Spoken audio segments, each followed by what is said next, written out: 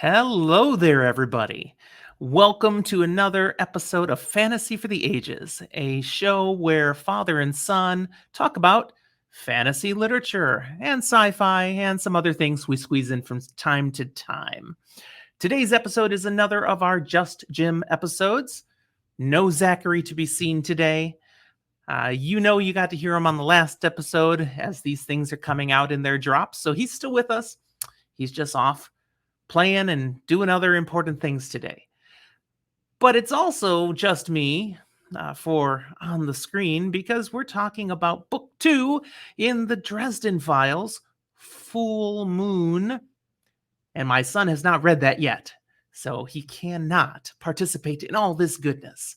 But you're listening, so I'm hopeful that means you indeed have listened, have read, whichever way you consume, and you're ready to talk completely about this book.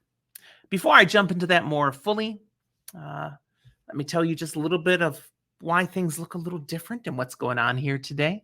I am on location, as in a location not my own.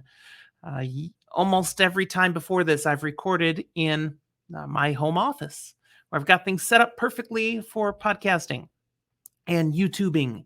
But instead, I'm out attending a conference for work. The conference starts tomorrow, but today was my travel day because I'm all the way over in Orlando, Florida. I just got off a 5-hour air flight, had about half an hour to get my gear set up, and here we go. It's beautiful, it's sunny, and I'm sitting in a hotel room just to talk with you. I guess I must love talking about this stuff. And it's true.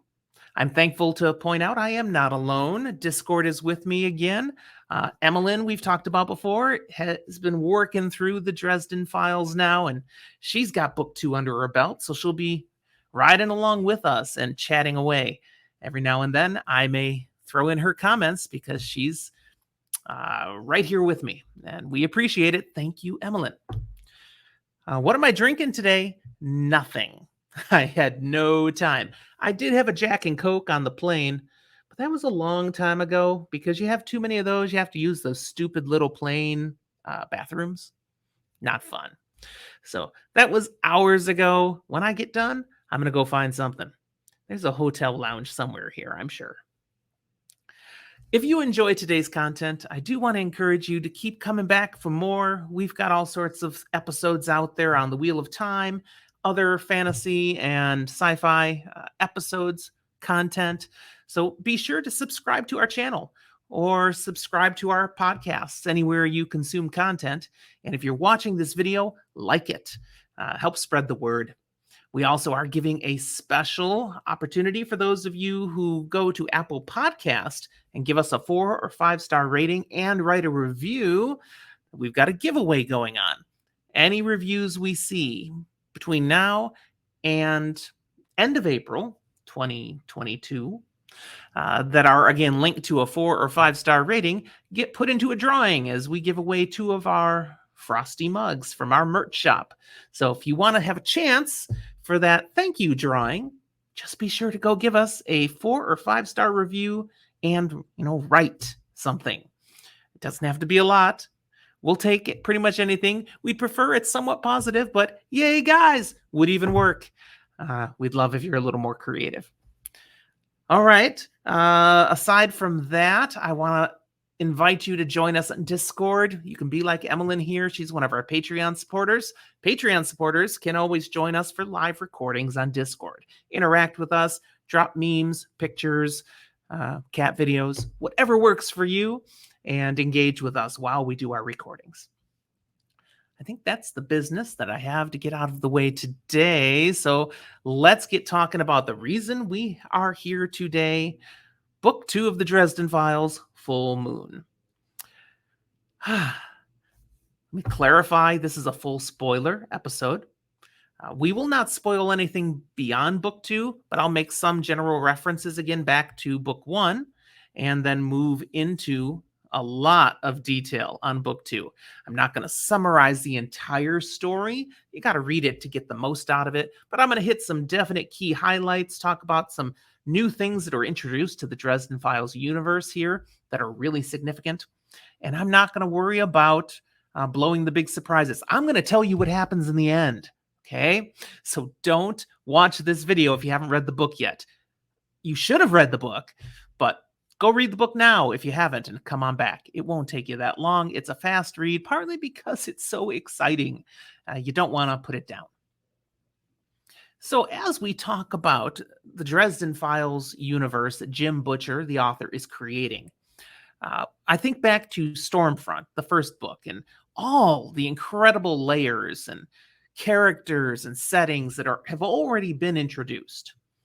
We know a lot about magic. There's a lot of magic involved here.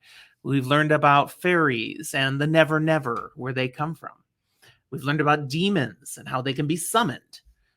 We know something about vampires. They are definitely a part of this world. We know about the White Council that oversees wizards and the proper use of magic, that they have laws you have to follow, and that they send the wardens after you if you break them. We know that the primary setting of this, the first book, and yes, again, this book, is Chicago. The various parts in and around the city of Chicago, in the state of Illinois, in the country of the United States, if you didn't know that. We do have international listeners. I should probably clarify sometimes. But you read the book, so what am I thinking? You know it's in Chicago. We've learned in the first book that there's organized crime in Chicago. Okay, I know this is fantasy, but there's organized crime in Chicago. But in this world, we've also learned who the number one crime lord is, and this is a fantasy creation, Gentleman Johnny Marcone, or John Marcone. He was introduced in the first book, and guess what? He's back in book 2. So we'll be talking about him. We learned about Chicago Police Department, that they have a special unit they really call Special Investigations Unit, or just SI, that is specifically for taking on the cases that don't make sense, that can't be explained with logic and science, as in the spooky stuff, the supernatural, the magic. And most people don't want to believe any of that stuff, but they have this special unit, SI, that's supposed to figure out what's really gone on and then find some realistic way to explain the unexplainable. SI is led by Lieutenant Karen Murphy. And we know that our main character, Harry Dresden, knows Murphy and has had professional interactions with SI as a consultant. Thank goodness, because they do pay, and he hasn't been getting paid much. More about that in just a moment. There's one more key element I want to remind us that we've learned about so far, and that's Susan Rodriguez, the writer, the beat reporter for The Arcane, a paper that covers the odd, the unusual, the supernatural. And she likes to hang out with Harry, to be close to Harry, because he seems to be involved in things that fall right into what she wants for her paper. She also seems to be into Harry in some other ways. They are definitely interested in each other. So, all of this we learned in the first book. Now, book 2 adds more details to all of that, or almost all of that, and then werewolves! Yes! And not just werewolves. Gobs and gobs of werewolves. There were so many different layers, and we're going to talk a little bit about each of them, but I want to give Jim Butcher credit here. He didn't just say, what other monster could I add into my creation and make a story that's kind of interesting? Nah, he said, I'm going to do werewolves, and I'm going to draw on this lore and that lore and that lore and bring all these different werewolf elements in there and blend them together and make them fit. And it was cool. Really cool. So let's spend some time with that.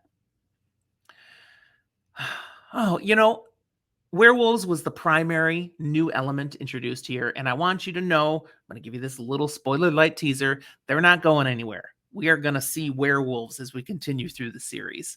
It's just like vampires in the first story. I said, this is an element that's here to stay. So are werewolves. And you'll like it. Now, which werewolves? Who knows? You're going to have to wait and see on that one. I I'm seeing good werewolves dropping into Discord. Well done, Emmeline. Our werewolves, some of them actually look like that to a degree. She was drawing from Twilight. I know I don't want to talk about Twilight here much, but there are some pretty good werewolves there. That will become relevant. But the other element that's added into Full Moon that's not been introduced and will be a theme more or less moving forward in some interesting ways is the FBI. So having Chicago Police Department on the scene is not enough anymore. Now we have the Federal Bureau of Investigation, the spooks. No, that's the CIA. There's a term for the FBI. They are the G-men. I think that's it. Anyways, the FBI, another layer added to the story. But dang, werewolves. Butcher did them on Nitro. I mean, it's an ultra degree of werewolves. So let's talk about this story and see how they fit in. This particular story, nice one, Emmeline. This particular story starts off sometime after Stormfront. Okay, it's not the next day. Some time has passed. You can understand that Harry has been involved in additional business. He's been trying to still be successful as a private investigator. And of course, not only a private investigator, but a professional wizard. He still doesn't get a lot of cases because professional wizard has to be a crackpot. People don't come to him unless they're completely desperate. No one else can get the case done. They have nowhere else to go. So finally they'll say, okay, I got nothing to lose. Maybe I should try this Harry Dresden guy. He's not raking in the cash. As it opens up, he is literally broke. He's not sure how he's going to make the rent. People are coming for him. He doesn't even have food money. I mean, it's bad. It's bad. And in that setting, we get to learn something really important about Harry, a fundamental core character aspect. And that is, you think you can do magic. Why wouldn't you use it to help yourself out? Isn't there some magic Harry could do to get some money? Steal it? Break in and get some food somewhere and nobody know it? Because magic. Surely there are some ways he could use his talents without saying, I'm a professional wizard trying to be a private investigator. He could have got a job where just using the magic gave him an extra leverage over other people and they don't know he's a wizard, and he could be raking in the bucks. And yet he's not doing it. He's practically starving trying to work on the level. And it says something about him being a character of integrity. That is shown in spades in the opening interaction he has with another character called Kim Delaney. Now, Kim is somebody who has some wizarding abilities of her own. And in the past, this isn't happening right now, in the past, Harry helped her to start to harness those abilities, to not get in trouble as a rogue black wizard, to be able to figure out how to do things safely. And she's here talking to Harry now because she wants to learn something else about magic, something very specific, and she won't tell Harry why she wants to know it. She's willing to pay for it. She just wants this specific training, and Harry won't give it to her. And the reason he won't is because what she's asking for is something that would usually be used. It's a very specific thing, a type of summoning or containment circle that could be used to summon very powerful demons that you could then control and do things with, typically bad things with, or even an archangel. So summon this great being of holy power and then control it. Maybe do bad things again. This is bad juju. No, I will not let you do this, especially because she won't explain why. So she leaves. Again, Harry could have made some money here, just given her some information. And he has a inner compass that says, no, we need to stick to the good lane, and we need to not tell people things that might hurt them. Not give out information people aren't ready for, even though he could have used the money. So a question you got to be wondering when you're reading this book for the first time is, where did Harry develop this moral compass? How does he have such integrity? And you don't get to learn that yet, but it's coming. So you're going to have to be a little patient on that. But there is definitely things in his background from which he learned. Discord throws out the guess, his dad. I mean, don't we learn things from our parents? I'm sure Harry learned things from his dad. But there's much more to the story. So we'll just leave that one out there for now. So poor Harry. He doesn't have any money. He doesn't have any work. He's starving. Thank goodness finally somebody dies. I know that doesn't sound so good. But because somebody's dead, Harry gets contacted by Murphy and Special Investigations, the SI unit, because this person isn't just a random murder. This is a very suspicious one. Something has happened. In fact, it's one of mobster Marcone's top guys who's shown up dead in a very grisly manner. And there's paw prints at the scene. Now, we're not talking little puppies. We're talking big old massive paw prints. You'd swear is like some giant wolf. Okay, Homicide knows this is crazy stuff. We're not going to get anything out of this. So they toss this to Special Investigations, and Murphy calls in Harry. We need some help here. We need you to come take a look at this. Tell us what maybe we should be looking for. What's going on? And so here's Harry on the crime scene. This is a nasty scene. There's blood everywhere. It's bad. And the person has been just torn apart, clearly with bite marks. It looks like an animal attack, a mauling, but there's these massive paw prints around. And Harry, well, it doesn't take him very long to figure out, this could be something like a werewolf. He knows they exist. The real world, regular people, they don't accept this stuff. They're not on that page of werewolves being anything beyond Universal Pictures Studios and the old, fairy tales. So Harry's going to do some investigating. He's going to try to find out, okay, what's going on?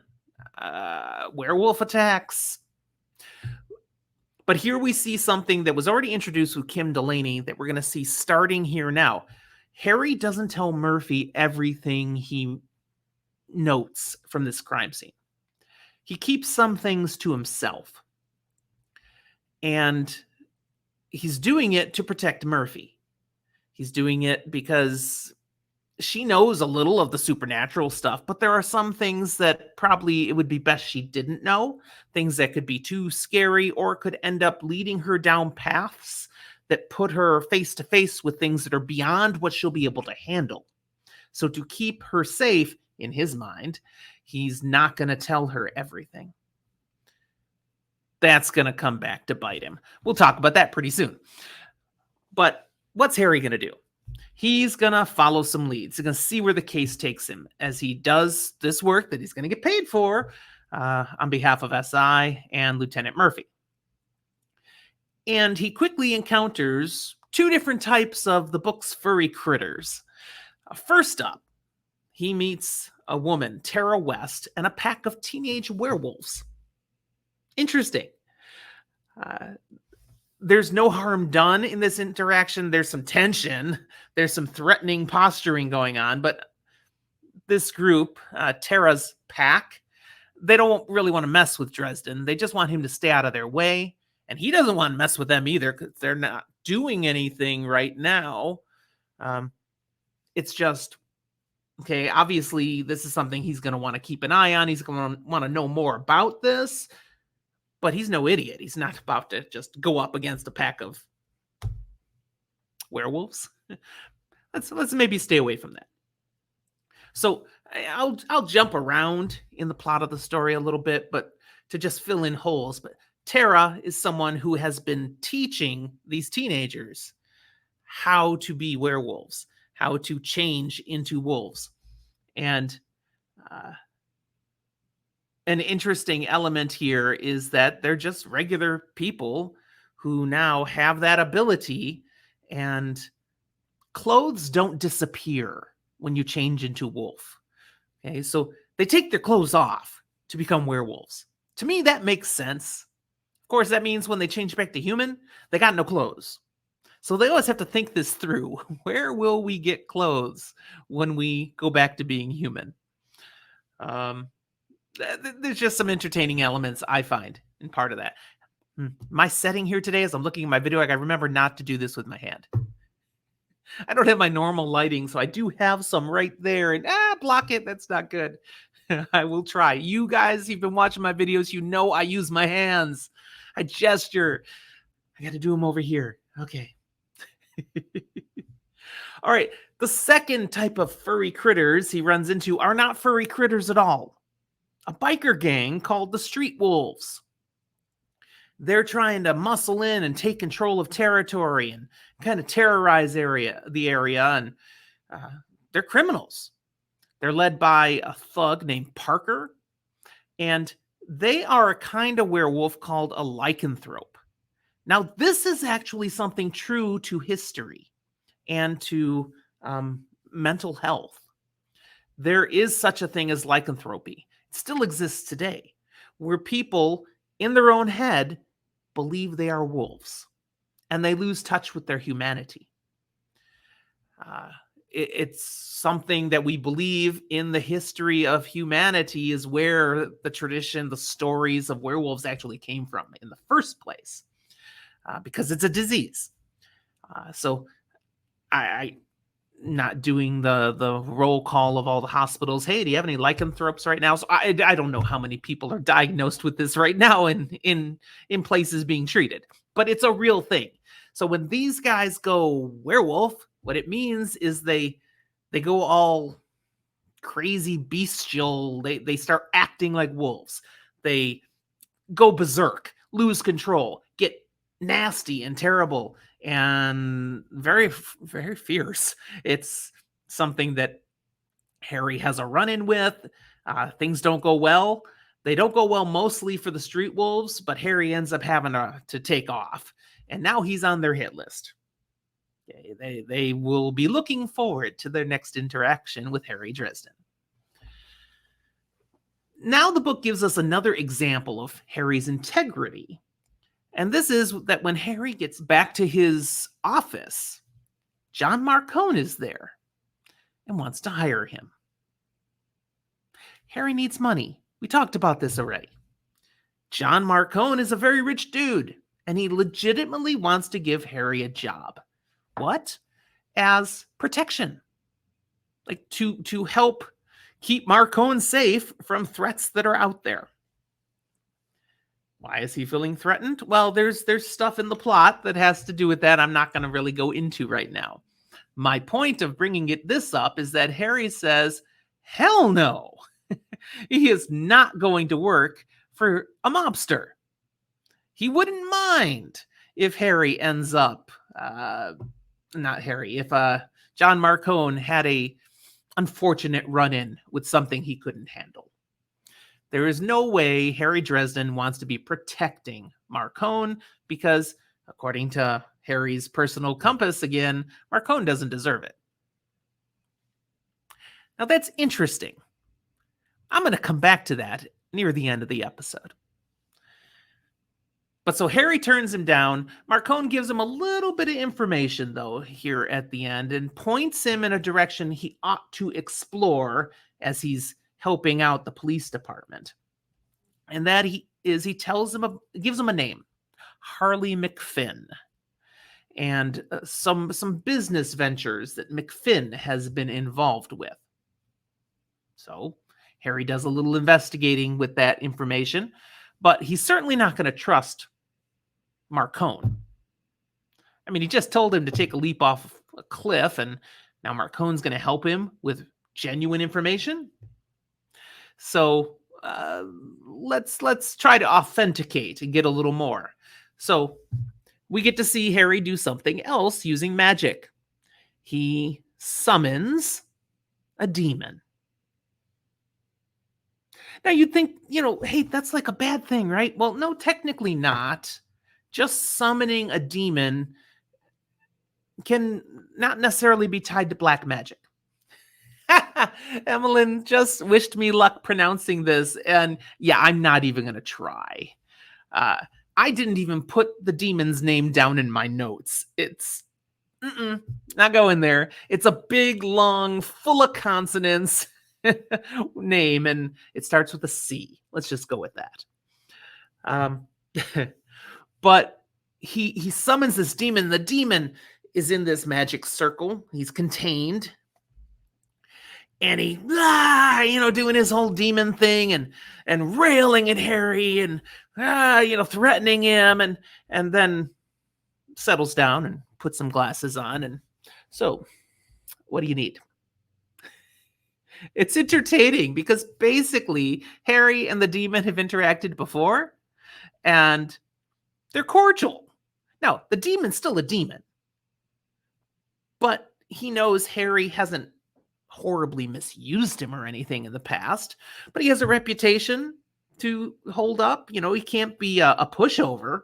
Harry summons him and now controls him. So he's supposed to rail against that, but really he's a rather well-mannered, cultured demon. So they get down to a transaction at this point, and now they're talking very civilly. So Harry wants more information. He's trying to, look further into Harley McFinn and what all might be going on with werewolves. And he's going to get that information from the demon, at least some more that he can follow up with. But he has to pay for it. Because you don't just summon a demon and now you completely control it. No, you must bargain with it. And the demon wants something from Harry. And this is a point that now we're going to, learn something about. Wizards have big names, a full name. And if somebody knows a wizard's true full name, they have power over that wizard. So you don't give that away. A name isn't just letters on a page. A name is even how it's said. So if Harry himself says his full name to someone magical who could want to control him, do things with him, use him, that would be very dangerous. So what the demon wants is one of Harry's names. I mean, he knows Harry. He wants more. Harry's reticent, but just giving him one more of his names just means he's at more risk. The demon might eventually get it all, but he still won't be able to do anything with it. So he does. He gives him one of his names. Harry Copperfield Blackstone Dresden. I just did that from memory. That's the full name. Emmeline, am I right there? Because if I'm not, and that's out there, I'm getting crucified. No, she's with me. All right, good. So he gets the second of those names now. And then the demon gives him information.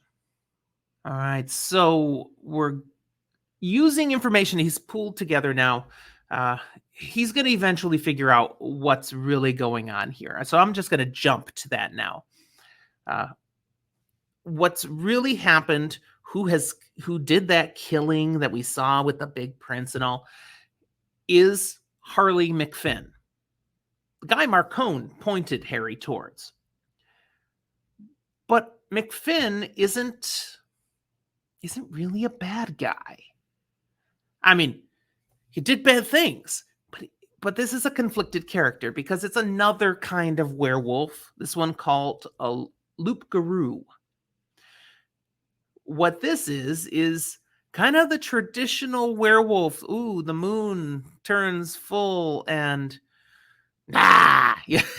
you become out of control, terrorizing monster. Not only that, extremely powerful. And you have no sense of self anymore. So when McFinn turns into this loup-garou, he's going to do horrible things and he's not going to be able to stop himself. It's a curse on his family that goes back generations. And in every generation, one of the people in his family has this curse. So he didn't do anything bad himself. This was passed down to him, and he's had to live with it. And in general, he has lived with it by he got help to be able to create a containment circle that he can put himself into on those full moon nights. So when he turns into the loup-garou, he can't get out. He can't hurt people. He can't do dangerous things. And someone who's out to destroy him destroyed his containment circle just before the full moon. That's why people are dying. That's what's going on here. And when Harry figures this out, he's going to try to help McFinn. He might have to try to stop McFinn. But how he ends up really getting to the point of figuring out this guy is, yes, doing horrible things, but really kind of needs help is because of Tara West. Now, I got to explain a little bit more here. I said something that I was going to come back to. Harry has not been telling Murphy everything he knows. Lieutenant Murphy, doesn't appreciate that. And when someone is being deceptive, her police woman radar goes off big time. She starts suspecting Harry. Now, it might be partly just because she's ticked off. But it might also be that she's like, there's things that don't add up.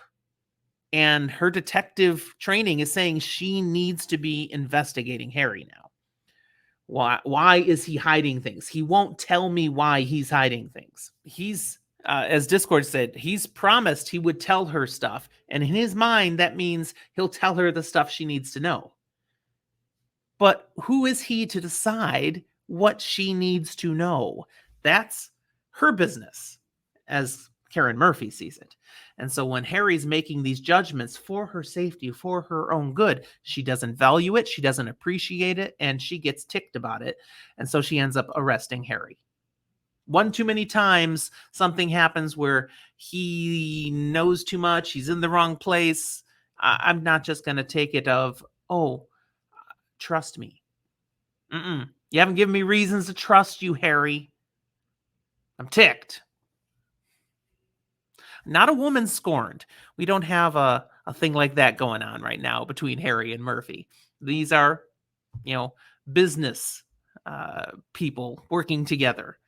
I'm not sure we'd even say they're friends yet. They're acquaintances. And certainly Harry has told Murphy more than he's told anybody else on the police force because she's been a little more receptive. But he's pushed the trust too far. And so he gets arrested, and Tara West breaks him out, sneaks him out, because she wants his help. And this is how he gets the rest of the information on Harley McFinn. Harley McFinn is Tara West's fiance. And through her, he learns what's really going on and the danger here. So, okay, let's see what we can do. Maybe we can recreate the containment circle or something. We got to figure this out. Maybe we can get him somewhere where he won't hurt anybody. But before Harry can take the actions that are needed, Harley McFinn has been arrested. Because Murphy, she's a dog with a bone. She's going where she sees the evidence. And there's a lot of things pointing at Harley McFinn. Now, McFinn's guilty. But it's other things that are being done to put McFinn in this bad situation. That's why he gets arrested. Now, he's just a guy. Just a regular person most of the time. So the police show up and they arrest him. And they throw him in the slammer in the police department. There's a full moon on the way. Harry learns he's in the police department and they're rushing to get there even though Harry, has been broken out. Doesn't matter. I gotta get there because the police are in very serious danger right now, and they have no idea. Harry gets there almost in time. Not quite. The police have no idea what hits them because McFinn turns into full loup-garou and goes off on this police station. And we see the full power of this curse at play. He's knocking down walls. He's throwing people around. Gunshots, they're doing nothing to him. A whole bunch of police officers are slaughtered. Murphy is wounded. There's a young, not quite trainee, what's the word I want? Rudy, is the rookie. That's the word I want. The rookie there in SI, and he practically can't handle what he sees. Picturing him wetting his pants. This is terrifying. Harry manages to magically attack the loup-garou. Now, Harry's out of his weight class there, but he manages to do enough to get the loup-garou knocked out of the police station, and then it doesn't choose to stick around and keep fighting. It goes. Okay. He's out. Emmeline, yes. She asked me a question that I can't tell you yet because it's from book 3. But SI has been decimated. Murphy is in shock. Everybody is. Now, when I say in shock, it's in shock at what the results are, but Murphy herself is still ready to go, except she's rather wounded. So it's tough. It's rough, but she doesn't have quit in her. What are we going to do now? The loup-garou is still on the loose. Harry's got to figure out how to find him, how to stop him. There are other things that happen. I'm going to skip through these because I just want to highlight a few key things and get us to the end of the story. One of those key pieces is the Street Wolves, the biker gang. They get involved again. But in my opinion, they are more pest than real foe. I mean, they cause issues. It's a nuisance that Harry has to deal with. But in the end, things just don't go well for them. They're not in the same weight class. So Street Wolves, they're just guys who go all wolf and forget it. So we move on from them. What we find, though, in the midst of some plot twists here near the end, is that there's another player in the game. There's another level of werewolf involved. And Harry had learned about this earlier, but we get to find out near the end who. Now, this extra layer is a Hexenwolf. Hexenwolves are people using magic to become werewolves. That's different from magically becoming a werewolf. I mean, there's supernatural magic going on with Tara and the teenagers that she's teaching how to become werewolves. But that's a different kind of magic. That's a more natural, innate magic. Hexenwolves have a hexed item that by using it, wearing it, allows them to become a werewolf. And we come to find out the FBI agents that were introduced early on, that were muscling into the crime scene, that kind of wanted to take over what was going on. I didn't say anything about that earlier, but if you read the book, you know what I'm talking about. They're Hexenwolves. And they're the ones behind the manipulating of things against McFinn because they know who he is. They know he's a loup-garou. They want to take him out. He's bad. They also want to take out John Marcone because he's bad. Okay, FBI are police officers. They're good guys, right? Well, these 4 FBI agents, led by Agent Denton, the head one, they are good guys, but they've gone a bad route. See, somebody hooked them up with these special werewolf belts that allow them to be Hexenwolves. But it doesn't just turn them into a werewolf where they can do what needs to be done. Now, that means, translation, take the law into your own hands. They got frustrated as FBI agents seeing bad guys get away with it again and again and again. And someone gave them the opportunity to make a difference, become vigilantes. Okay? And so nobody believes werewolves are real. It's the perfect cover.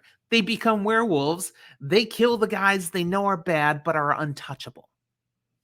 The problem with Hexenwolves is that's tied to black magic. And black magic always has a price. That's a theme that will continue through the stories. We heard it in Stormfront. That's why Harry was on probation. They thought he had done something bad, broken the law of magic. It's tied to black magic, and then they got to watch you because you may be going to the dark side. Well, these Hexenwolves, the more they use these special belts that turn them into werewolves, the more they move towards the evil side. And they don't even realize it. It's changing them. It's warping their sense of justice, of right and wrong. So now they've gotten to the point where they are being judge, jury, and executioner for people who really aren't as guilty as you think.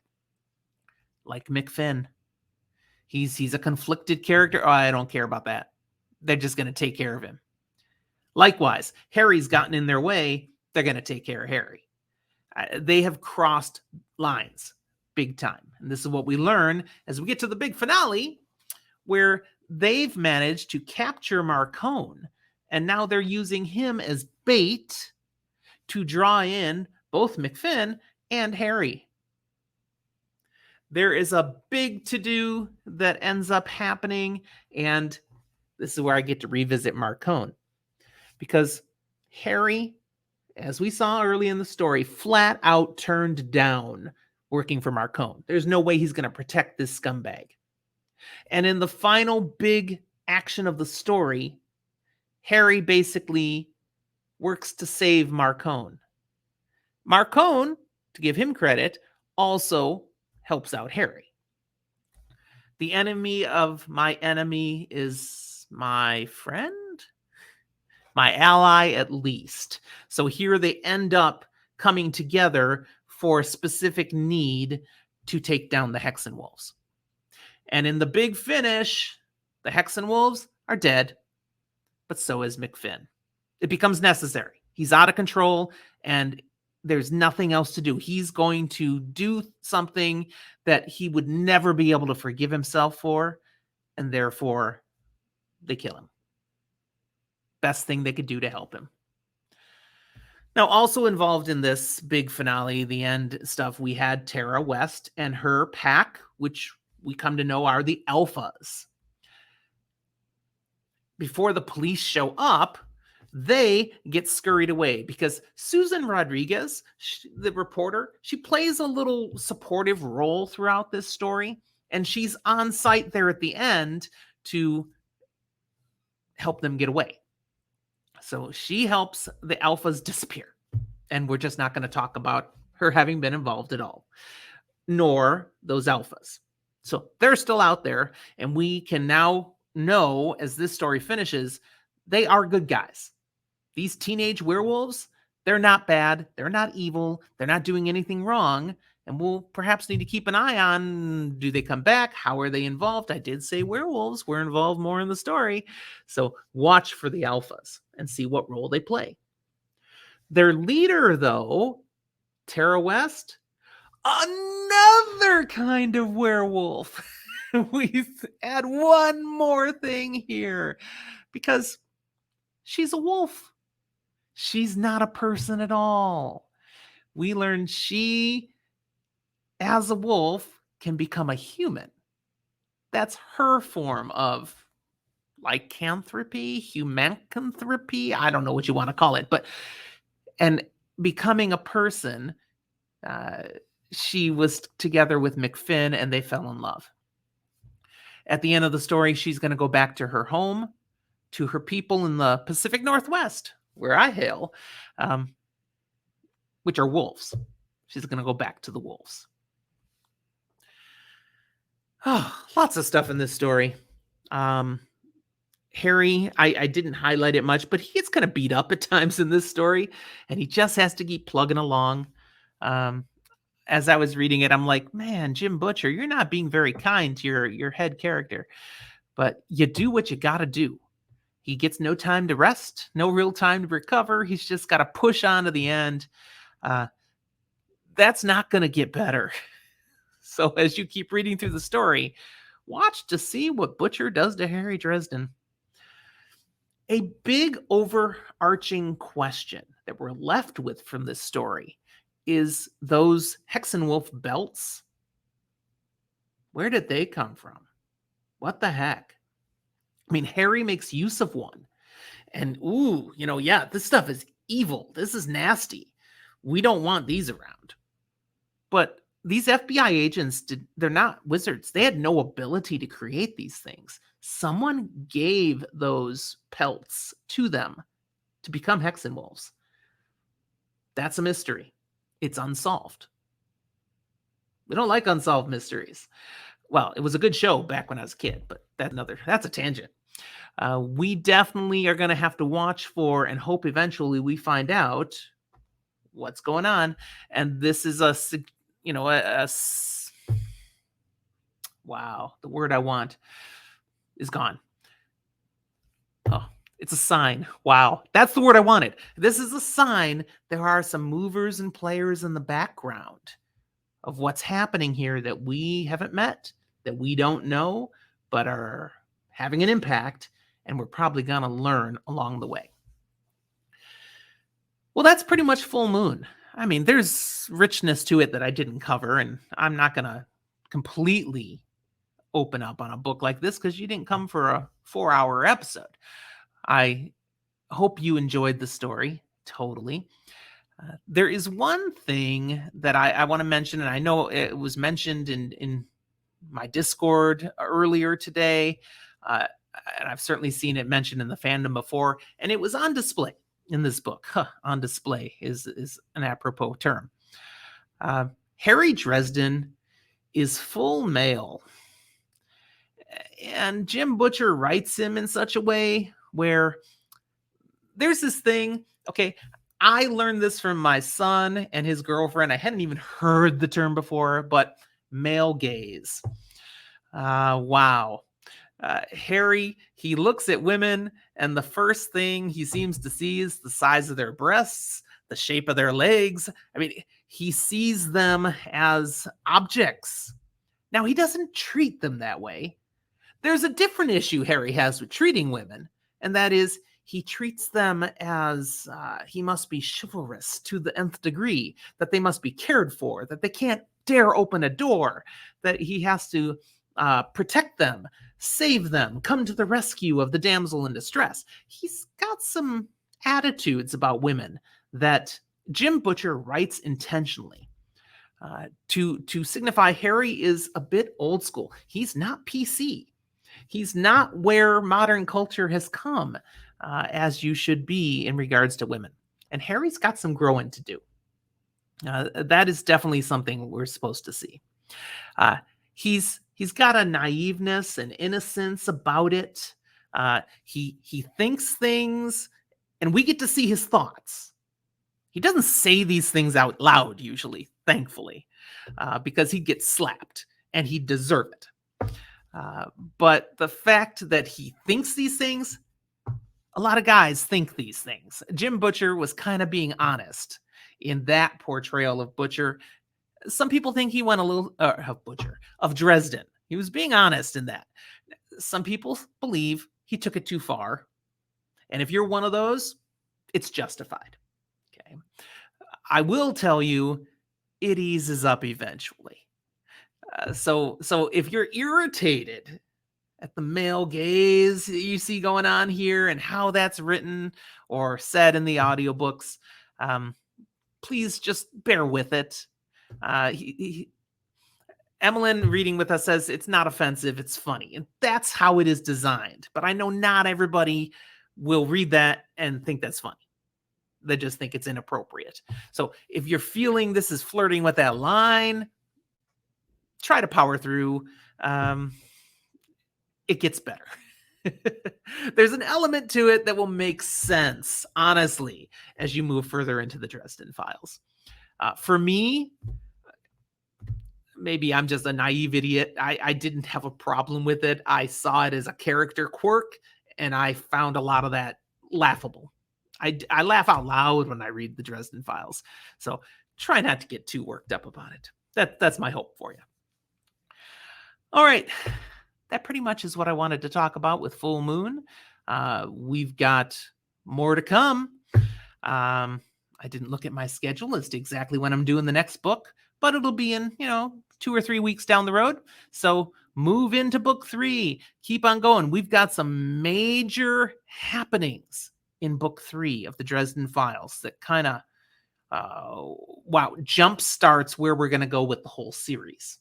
Everything that happened in book 1 and book 2 is foundation, really. Key stuff. But book 3 is going to take it up a notch and do things that really get us into the heart of the storyline in new ways. So if you liked book 1 and 2, really good sign, because book 3, you're going to love. I think that's where we'll stop it for today now. Again, thank you for being here. Thank you for being a listener. I hope you found this interesting and entertaining. Let me play my outro music, and I'll remind you a few of the regular things that we like to mention. I mentioned earlier, Discord. Come find us there. You can also find us and interact with us in all of the ways, social media stuff that's out there. I mean, not all. I haven't done Twitch. I don't know what to do with Twitch, but we're on the Gram. We're on the Facebook. We're on the Twitter. We're really active in Twitter. So come find us there, interact with us, have some fun. And if you really want to go next level, come find us on Patreon. Support us for as little as $1 a month. Get extra benefits, including joining us for these live recordings. All right, we'll talk to you next time.